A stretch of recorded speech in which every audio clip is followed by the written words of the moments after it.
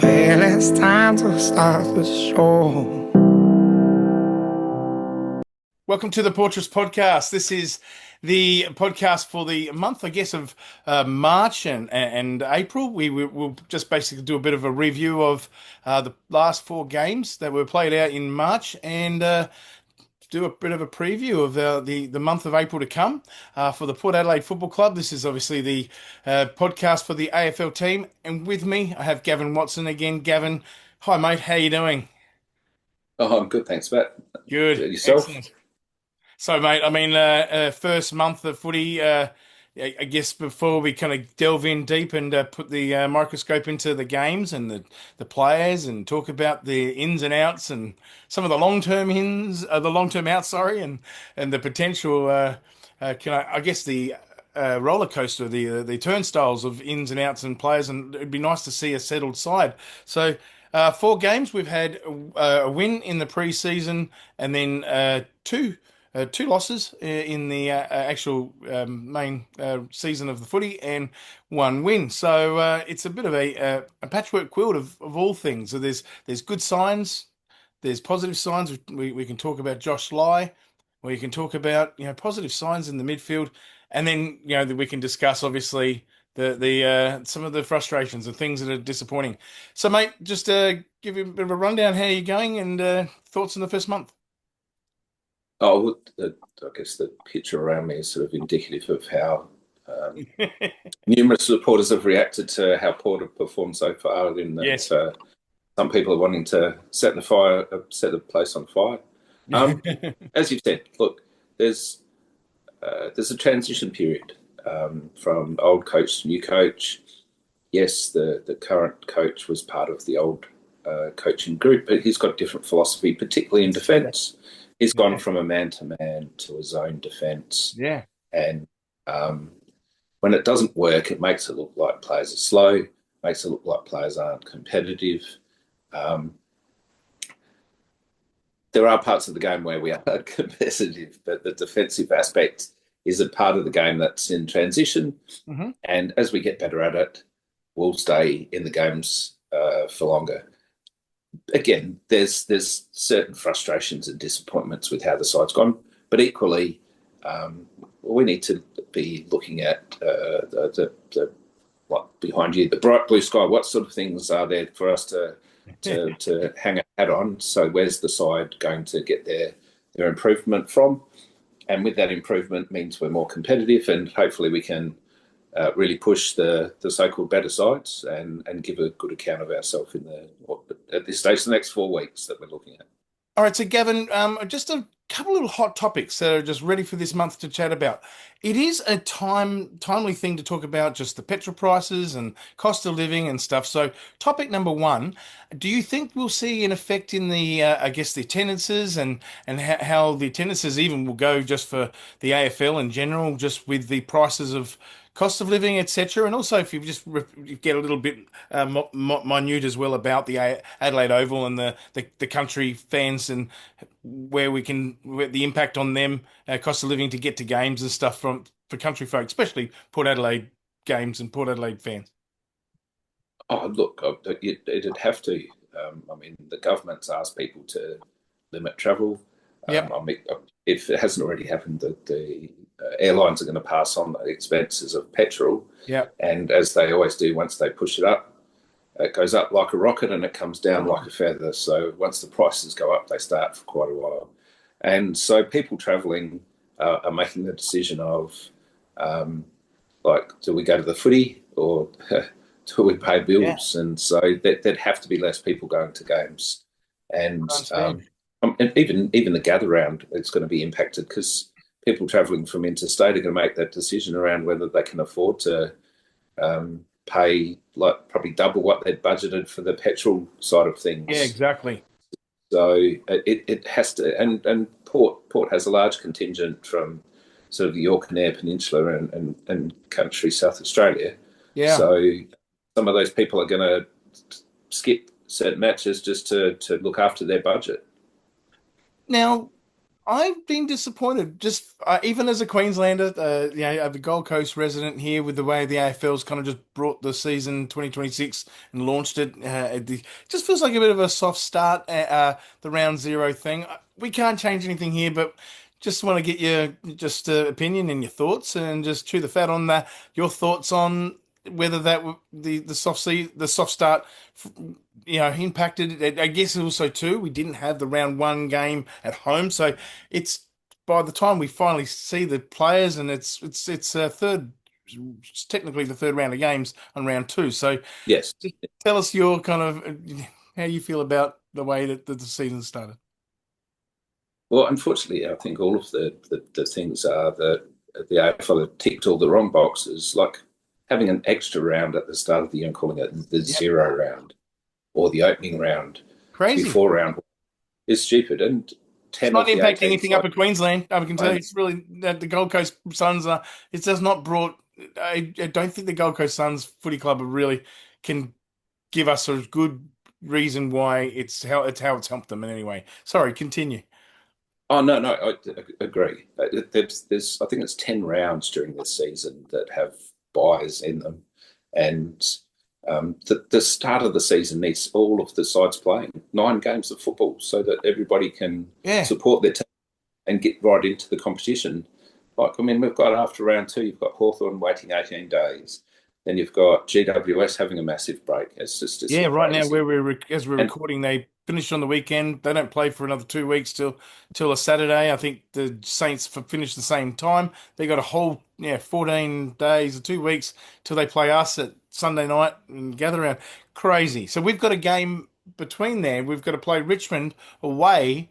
So they're going to be a lot fresher, but does that who knows how it works, in regards to which team benefits from yeah, it. Some teams benefit by just continuing on. Other teams need the rest, so it's a bit of a funny one. And I think that's the inconsistency that is frustrating. oh, correct, Yeah, absolutely. Again, there's yeah, just a knee-jerk decision that was made a few years ago yeah. because the NRL went to Las Vegas and somebody Absolutely. at the AFL said, "Oh, let's have a few games up in Queensland and Sydney to Mhm. play matches when the rugby's not there." Even the very first season they did it, it didn't even happen in that regard. There were games going on. It's just, Mm. if you want to focus on those states, there's far more effective ways of doing it where you can actually set up sort of footy communities for a period of time so that it's the stuff that happens outside of the games. Like Gather Round is a perfect example. There's the lead in, then there's all the matches which are a celebration, and then Yeah, there's stuff afterwards. And it just, again, it's kind of a no-brainer, yet for some reason the AFL are the only people that can't see it. it's bizarre, isn't it? Just a quick one on the time. I mean, midday for I guess the game was what, midday your time in Adelaide at 11:30 here. For the poor folks in Perth, they had to make sure to put their alarms on to catch their team at 9:30. What a That's it. ridiculous time slot. So who's to answer for that, Gavin? Oh, look, nobody will put their hand up at the AFL. Yeah, They make these decisions to appease sort of the TV stations that have paid up the yeah, megabucks. But the fixturing of those times is lunacy. Like, yeah. again, there was 33,000 people at the ground, which in itself was fantastic given the time Amazing. slot. Mm. But if you're going to say, well, Port and West Coast are underperforming sides, then explain how you've got North and of all sides, Essendon and Carlton playing on Thursdays and Friday nights, which are the prime Who time can explain that? slots. It's bizarre. It's ridiculous. Yeah. Just for me, one of the concerns of the side is that um, there's 9 players that lining up in the team that are under 6 foot, and that's Kane Farrell, Joe Berry, Ewan McKinlay, Jacob Ware, Jackson Mead, Jack Watkins, Joe Mm. Richards, Darcy Byrne-Jones, and Corey Durden. Yeah. And uh, in terms of winning the hardball, that's not really the forte of many of those players. Exactly. And that's half of the team, or Yeah. just short of half of the team. So the need for your Zach Butters and Connor Rozee, if he's available, Yeah. and Willem Drew to win the hardball in the contest, Bit concerning. it goes up exponentially and just puts so much pressure on such a few people to win the ball on the inside to get it to these smaller people on the outside. So, I mean, obviously we can only go with the squad we've got, but we feel and look a bit undersized against, again, in North Melbourne, even West Coast. Yeah, we look undersized because of the players that we have currently in the squad. Okay, so we do have a stack of injuries. This is a bit of a concern at the moment, Gavin, and a big one in Connor Rosie. If we can just have a look at our injury list.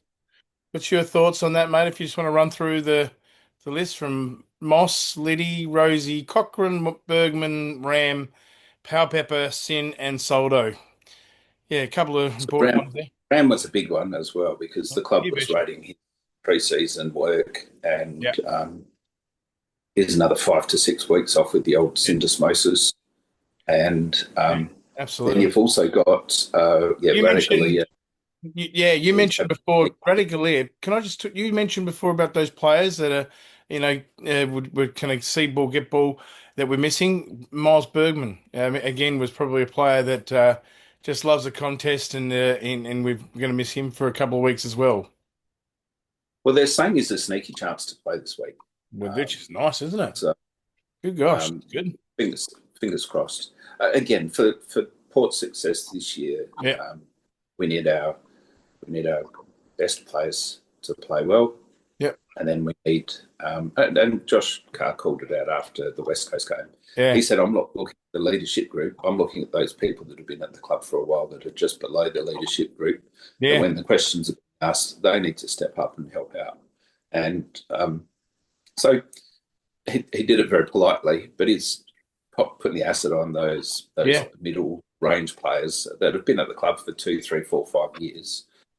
They need to put their shoulder to the wheel when the tough gets going to help arrest opposition momentum and better still turn it around. Again, the West Coast game, the first quarter we showed what we can do when it works for us, but then the second and third quarter shows what it's like when it doesn't work for us. You mentioned, so we're talking about some of the players here that the Harrison Ram. Is it of the list of players that I've just mentioned there? Is there anyone else that's standing out for you that you kind of feel like is going to be big time, concern? And what was your thoughts on Rosie, and how would you kind of cover that loss? He's one of those linked through the midfield with his speed and lateral movement, and so they're saying it's a sort of a 12 to 15 week injury. He's aiming for 12 weeks, but when you have to have bone reattached with the tendon on it, it's not a good starting point. No. And he's so explosive. So even if he came back in 12 weeks, psychologically there'd be that thinking in the back of his head of, I don't want to be too explosive because I could re-injure it. And the club's not going to take a risk with that, neither should he. But not ideal. And again, Powpepper is the bull in the forward line that the side lacks a bit, in the sense of he puts that bit of an intimidatory aspect to the forward line because he's so straight line at it, and all fair and within the rules. But we don't have anyone else that kind of fills that bill. And Bergman. So again, we need all our good players to be playing well and the others to be contributing to get your Essendon type results. When they don't, then we get the worst case scenario is the North type result, or the West Coast kind of result where the first and fourth quarters were good and the second and third quarters were not good. And look at whether we won that by 2 points or how we kind of end up losing it by 2 points. The process has still got to be investigated, I guess. Oh, definitely, yeah. Look, I mean, we were up 5-1 late in the quarter. In the first quarter, we let through a sloppy goal, and then second and third quarters, West Coast just looked like they were working harder than us. Yeah, and they just put more pressure on us, and we were turning the ball over. And then in the last quarter, when people looked a bit freed up. So I think part of it is that transition to the structures. So when you're a side that's practiced at it, like a Brisbane, people know instinctively what to do and where to go. Whereas when you're learning something new, it's a case of you've got to get out of the old habits to pick up the new ones. So if you're normally running to your left and now you need to run to the right, there's times where you have to stop and think.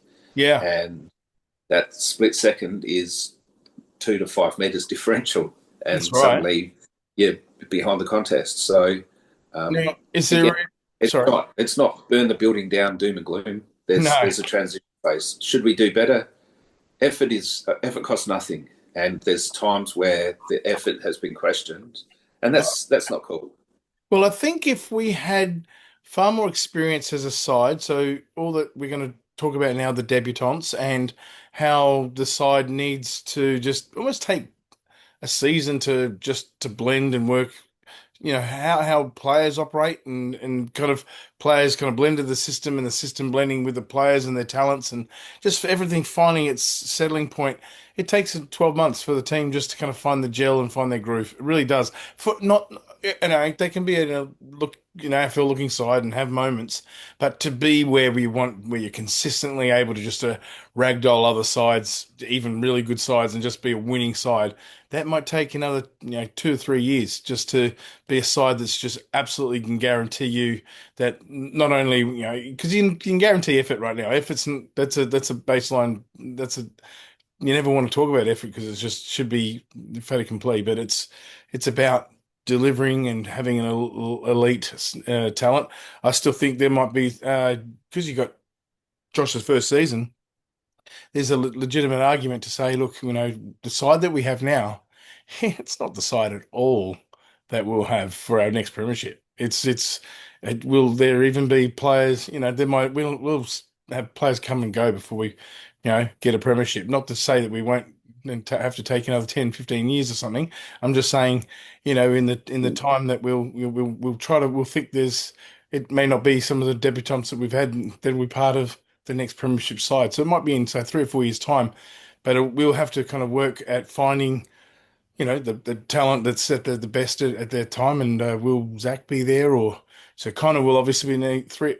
The people that will be part of a premiership guaranteed at this stage if we're going to be, and not just a premiership, but I'm talking about having a 4, 5, 6 year window when we're, winning, 90% plus of our games again for the season. Just being one of the top elite sides. There's guaranteed what you right now share with me, Gavin. You think you'll have Connor in the side? We'll have Meaty would be there, Horn Francis. I'm not. Do you think we'll see Miles Bergman in our next premiership side? Well, yeah, and that's the part that's hard in that I think like you'd hope that you'd have your Georgiades and Whitlock. That's fingers crossed. I think Whitlock would be there. I think he's a real long term. I hope Georgiades doesn't get lured away. And so there's some interesting things. Looking at the rule changes, like we have two ruckmen, particularly Jordan Sweet, who's a physical character.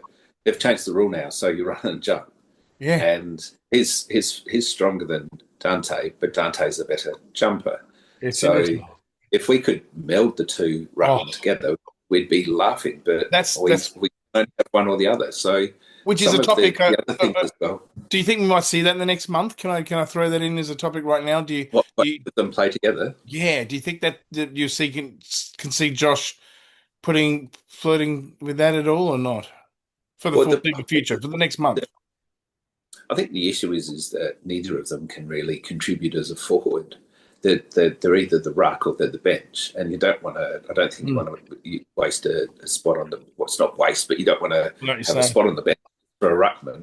Yeah. Having said that, looking at a debutant, I'm not quite sure. They only used Will Brodie for 43% of the game time. And that was a conscious decision. He only came on with about 5 minutes to go in the first quarter. And it was whether the idea was we'll put fresh legs through the midfield. It wasn't like bakingly hot, but it was a hot day, and it just felt like a really weird kind of a call. And then at the end of the game, the reporters are saying, "Well, he's had hardly any of the footy. Why did we not bring in Wines?" It's like, we're being a bit harsh on Brody because he didn't even have half the game. Yet he had 18 disposals and 10 of them. He wasn't 10 of them were horrible. hard gets. No, he was pretty good. He certainly wasn't the worst player out there. No, I think, and he can only get better. And again, there's part of this whole thing where he needs to find the groove of the side and just kind of. I know pre-season's a part of that, but there's nothing that you can compare and uh, be more of a real a lesson. I guess an education than actually taking on the other sides in the real season, and then you not only finding on a defensive level when without the ball how the team is operating both finding the system it's system versus the talents the human the player itself Yeah, and I think you're not only operating with that but also finding that's the thing that they'll find over the next 12 months is kind of just to find the right system without the ball but also obviously we've also seen in the last couple of games when we've got the ball, we can really stuff it up, or just not be as impotent as we can be, and that's again just a bit of that takes just time, I think. So, yeah, I guess I just wanted to kind of celebrate those kind of the debutants, and first of all, the players that just haven't even played footy in the AFL before. In Josh Lai, I would like to think if Josh Carr's really kind of looking at again a groundwork from start that he keeps this kid with him throughout his time as the coach, and this kid yeah. just don't get rid of him when Zerk Thatcher's ready. No, Josh Lai has done the work and was brilliant on the weekend. I've plucked from suburban Yeah. football during the SSP period in early 2025, and debuted and had a great game. No, Yeah, well, he's only 20 and he's got exciting. a lot of pace. Looked tidy off the Mm, foot. Tired big time in the last quarter, but it's yeah, his first game of AFL, and he absolutely did not look out of place in that first right, quarter, absolutely.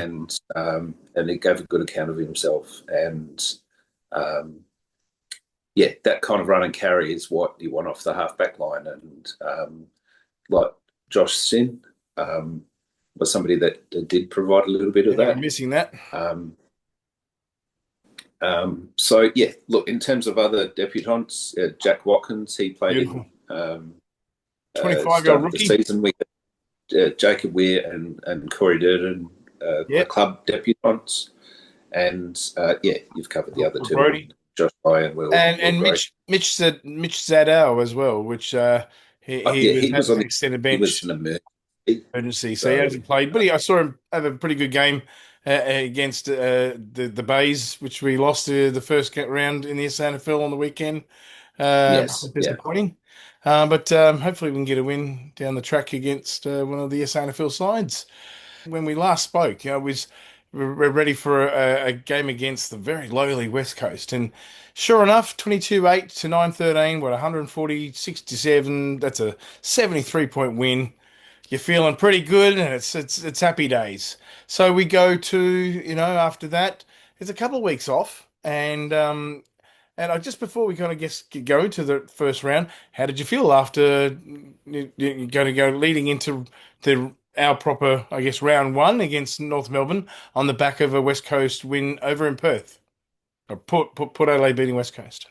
Oh, look, there were aspects of the team play that looked great. The Mm, thing that was really pleasing was the pressure that they were putting on the ball carrier. yeah. One of the things that like West Coast probably had 4 to 6 players that were in their starting lineup that were out, Yep. but the pressure that we brought was fantastic. And I was like, well, here we go. If this is what the defensive structure looks like when we don't have the ball, then we're gonna stress a few sides. So yeah, going into the season going well. Yeah, on the fast track at Marvel against Mhm. North, where like we go into that game as like a 50-50 chance. Yeah, exactly. The I guess the thing I guess when I saw that after that first game, and then you lead into round one, and if we can just look at that score, and like I said, I felt fairly confident. It's North Melbourne; they've been struggling, and we just beat the other struggling side. Yeah, and it's away. Well, one in Perth, and that was a game that didn't matter. We Yes. It's the first time against with Josh, as our coach. We've sort of, I think the team, the players, not just the fans, but the players are sort of been calling out for the fresh change. Like, I don't know. It's not to say that, that every player was like, can't wait to see the back of Ken, get rid of Ken, but just the overall feeling after 13 years. So I thought that the 20 something players that would go out in the park on the what was it, Sunday, now Sunday the 15th of March, I thought they'd be fired up and motivated, and you'd think that the coach, that this is his first game. Sure, it's not in Adelaide Oval. That'll be next week. But hey, we've been finally waiting. We had to watch last round zero last week. We're finally here. We're in Melbourne. Like, this is next to the home of football, MCG up the road. We're here at Marvel. It's against North Melbourne, but boy, they're looking all right. They've been ready. They are going to be okay. So we need to be at our best. We need to be playing seriously like we're playing Brisbane at the Gabba every week. Just like we need to be on edge every week and fight up. We need to have that concern like we're playing against Brisbane at Gabba, but also have the energy and the positive electric energy of playing on a Friday, Saturday night in front of 50,000 Port fans. At the Adelaide Oval. So, that's what you wanted, and it was totally nothing like that. It was dismal. It was poor. There was, unfortunately, a lack of even effort.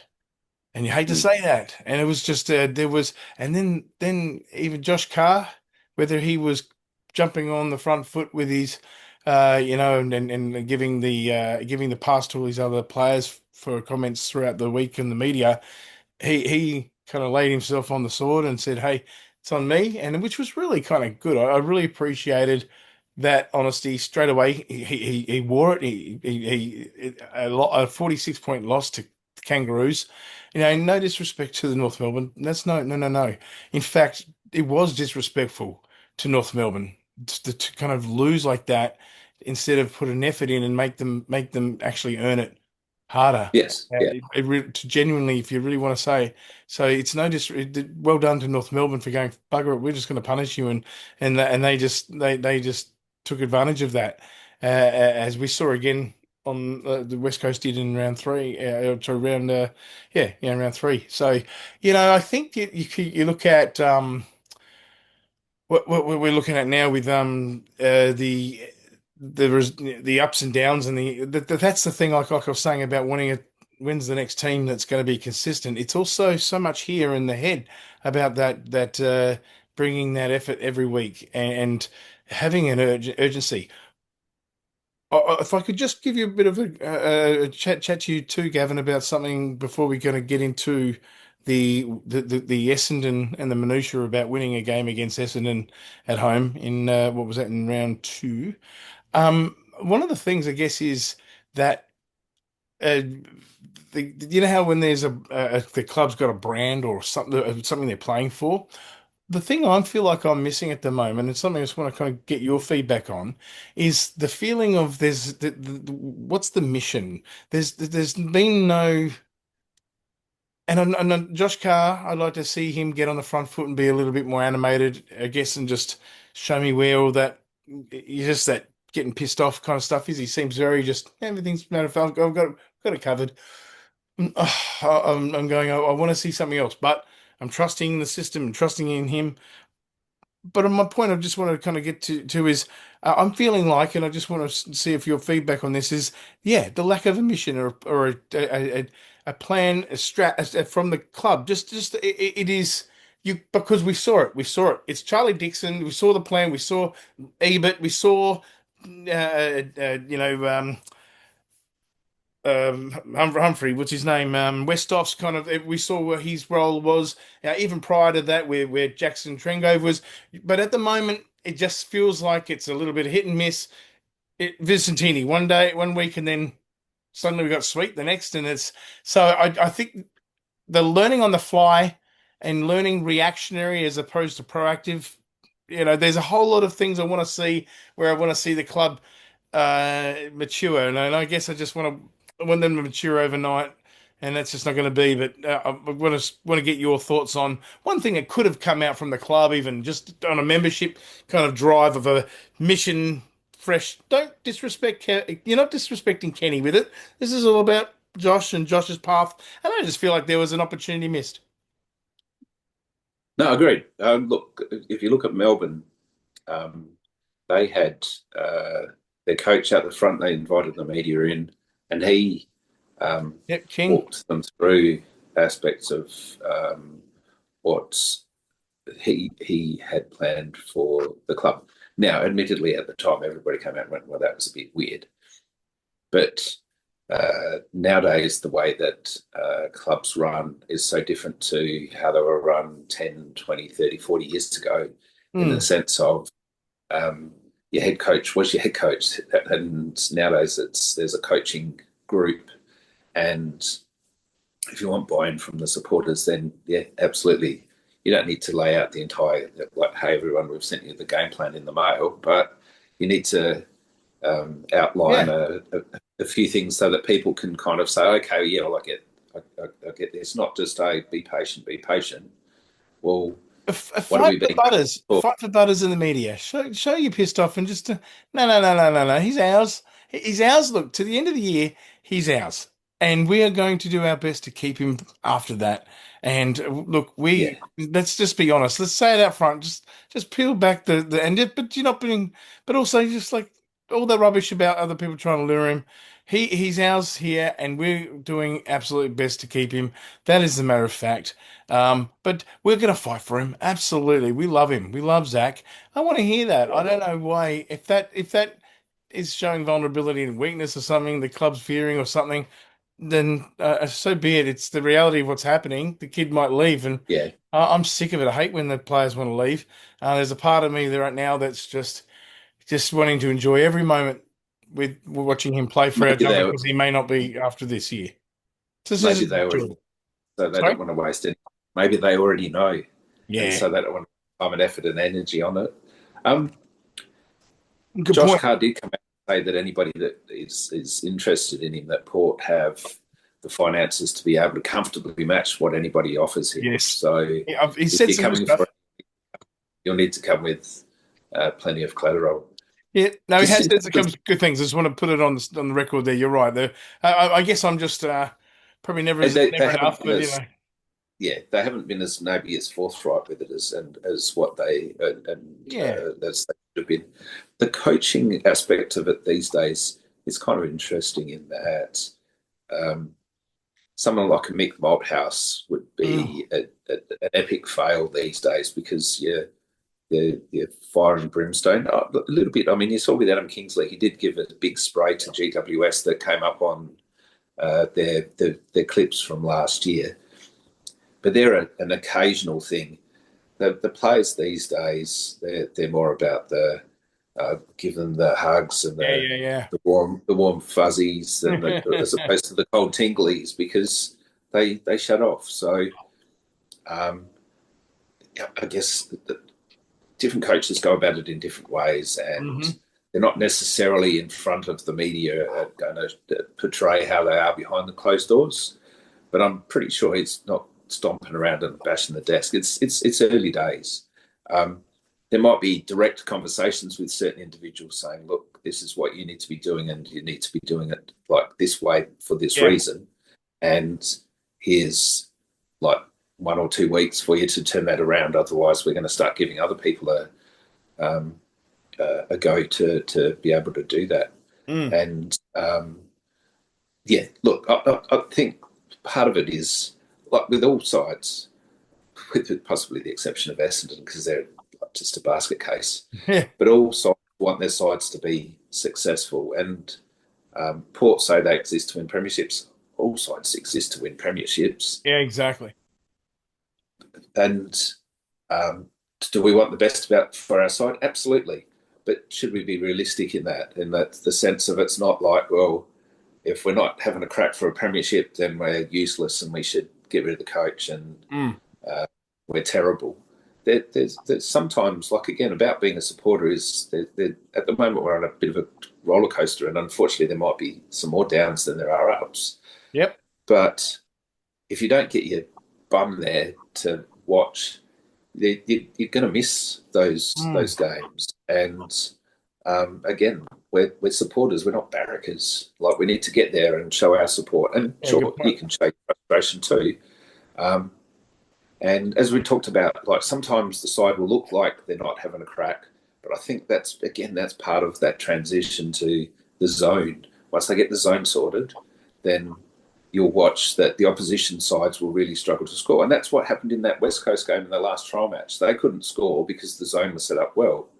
Yep. Good sides look to be able to pull one or two people out of position, and that's where the gaps are created, and that's how they get scored against. And so whilst it sucks to lose to a North, and it's not great to lose to a West Coast, there's plenty of learnings to be had.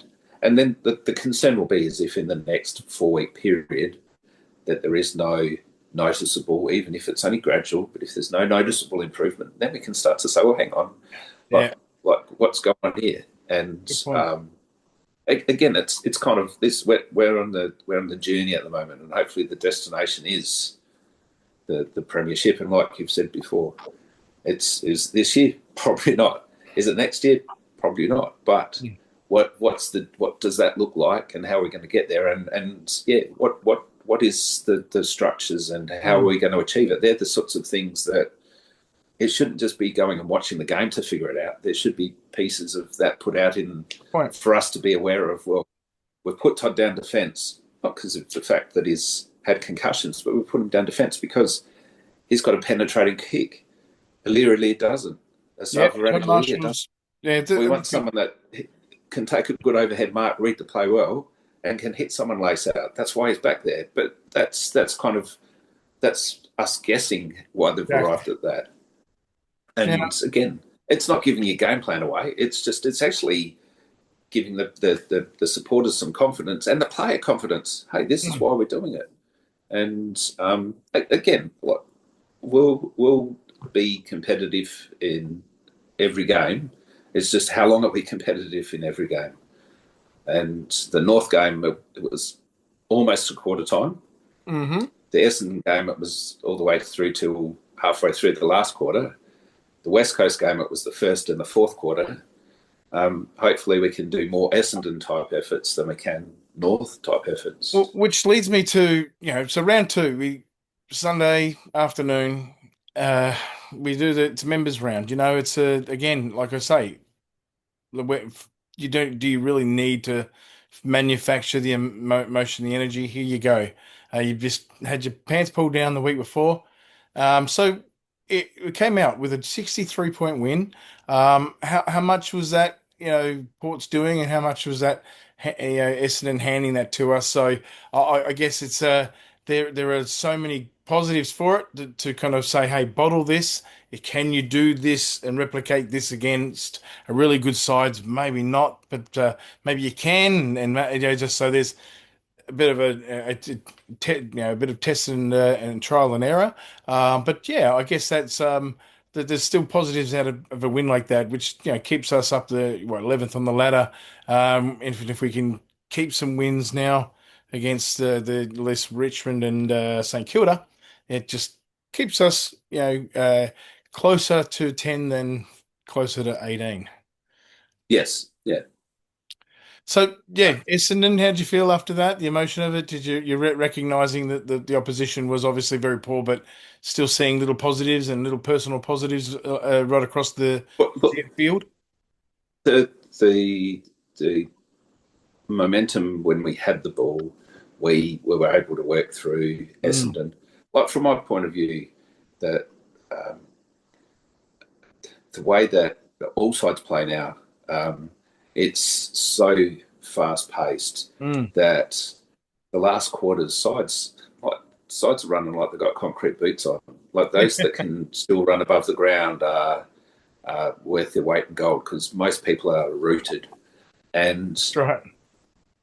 The one takeaway from the Essendon game that I didn't like was that there was the opportunity to push, like, I'm not saying we wanted a 100-point victory, but to let the opposition almost outscore you in the last quarter. Like, Essendon are terrible, and we should have put them to the Yeah, sort. And Caddy. 11 goals is to the sort, but it should have been closer to 90 than it was to 60. Yeah, Caddy And got a couple of goals, and yeah, but we had Georgiades had a pretty good game. Watkins with that exciting banana, or well, I'd call it a banana, I guess. It was a beautiful little kick on the side there.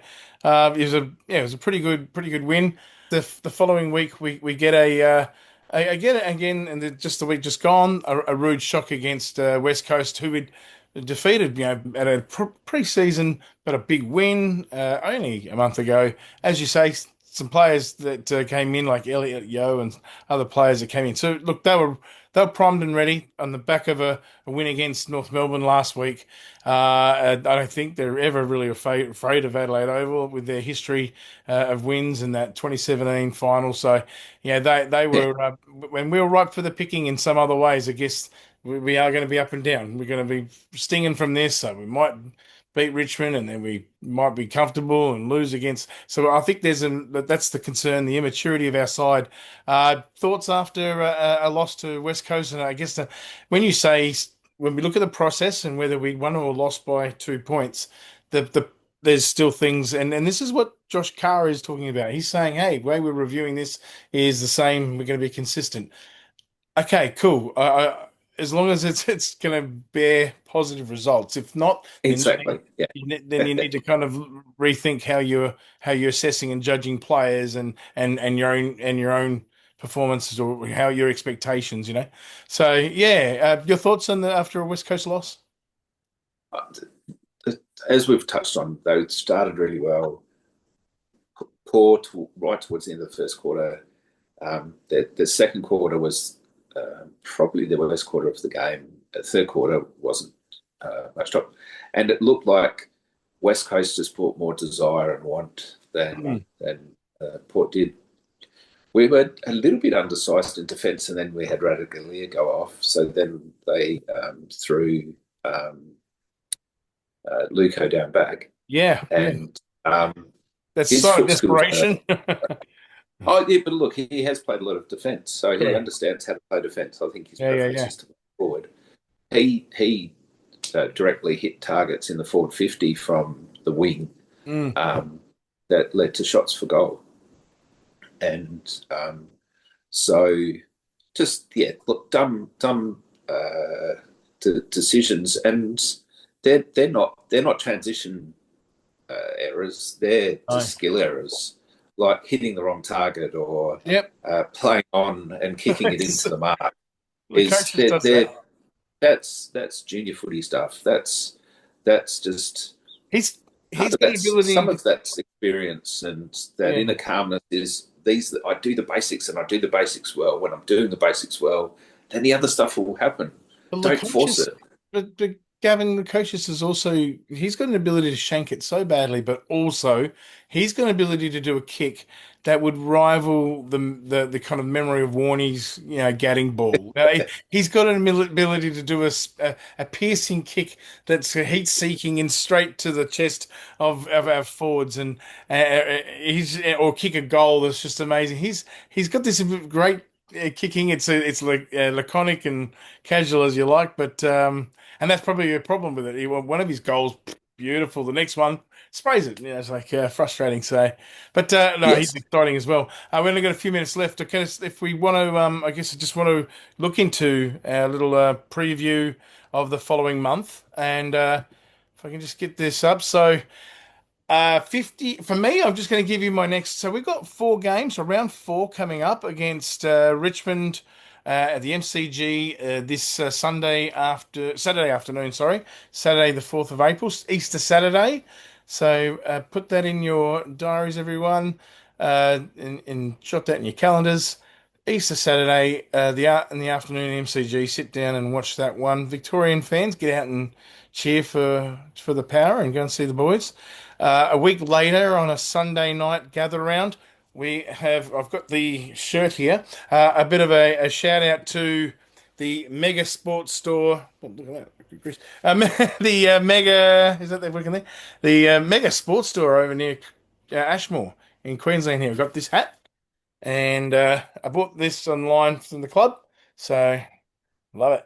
So that's the new jumper they'll be wearing on Sunday night, round 5 against St Kilda. Yeah, that's going to be fun. So we've got that game. Look, as I was saying to you earlier, mate. I'm actually a bit concerned about the Richmond game. Don't take them lightly. The Port Adelaide players, that's a bit of a concern. So for me, I guess the 50-50 with the Richmond game, because they are a pretty poor side at times, but they just might find their groove at the MCG on a Saturday afternoon. But I'm strangely, and maybe this is his history at the moment, we have a great record at the Gather Rounds, sold out Adelaide Oval, and it'll be exciting. So we're wearing this as well. I just got a feeling that the players will be up for that one. So I think that can be a win. But then I'm really concerned about the Hawthorn game at Marvel Stadium on Saturday, the 18th of April, round 6. That's a big concern. That's really. I don't think we're just going to be. I can't see us just being in that one at all. It depends, I guess, if the next 2 rounds Hawthorn have some big injury losses and just our form. If we just see two awesome wins and just things turn around, then we can have confidence in that, and maybe more confidence being at Marvel than down at Tassie. And then for mine, I just still feel like Geelong aren't too convincing. Seeing how we're going, it's the Saturday, April 25th. So what is it? It's obviously Anzac Day, a Saturday night game. Maybe just with the that thing I was talking about before about that immaturity of our side. I feel like the positive effect of that immaturity will be that a big crowd, maybe even more, just something about the nighttime, when the sun gets down and the lights are up, where our immaturity of our players, and even if you just put some debutants in, they just run and they get excited, and when they got the ball and just they throw the ball, they put a kick up that just becomes a chaos ball, and Benny Barrett runs around, and it's on a Saturday night in front of 40,000 people. Who's Benny Barrett? And he just kicks a goal, and this kid just like, we could have a season like, remember when Sammy Gray started, and the emotion of that. So I feel like with the most home games, let me kind of look down the fixture down the track when we do future podcasts, to amend what I'm saying here if depending on how our performances are going. But I do think for me, I feel like our home games right throughout the year potentially could always just be exciting, and the boys could be up for it. So we could always be in 50-50 with games. So 50-50 with Geelong. Your predictions the next 4 rounds? Oh, look, I'm similar thinking. Both home games, we need to go in there with the belief that we can win it. The Richmond game, opportunity to show what we've learned from the West Coast match, and the Hawthorn game it's an indoor match, and hopefully we can again show what we've learned from the game against North Melbourne. The interesting thing is everyone's talking about how fantastically Melbourne are going. They're 2-1. We're only 1 game less than them. Exactly. And, very early days after 3 or 4 rounds. It's a marathon. It's not a sprint. But again, let's be patient. Let's be supportive. Let's enjoy the journey. There'll be some shitty parts to the journey, but like all road trips don't go smoothly. And so our responsibility is to the team, supporting the team.